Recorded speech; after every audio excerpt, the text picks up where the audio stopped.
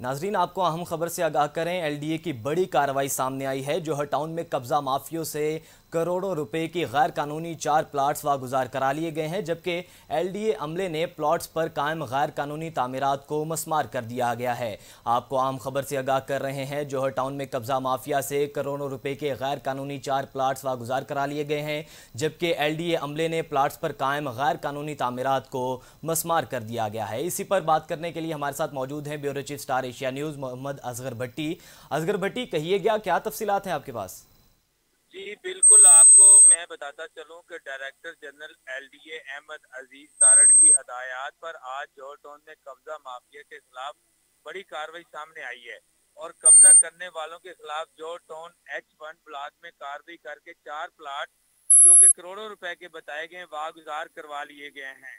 इन plots में plot number 71, 72, 73, 74 और 75 शामिल है, जबकि ब्लॉक J3 जोहर टाउन पर कायम गैर कानूनी इमारत को जुज़वी तौर पर भी मुस्मार कर दिया गया है। और मैं आपको बताता चलूं कि ये तमाम कार्रवाई डायरेक्टोरेट ऑफ हाउसिंग 7 के अमले ने शोबा एनफोर्समेंट और पुलिस की नफरी के हमरा की है और इस ऑपरेशन की निगरानी डायरेक्टर हाउसिंग मुअज्जम रशीद और एस्टेट अफसर राय शबान उमर ने की है।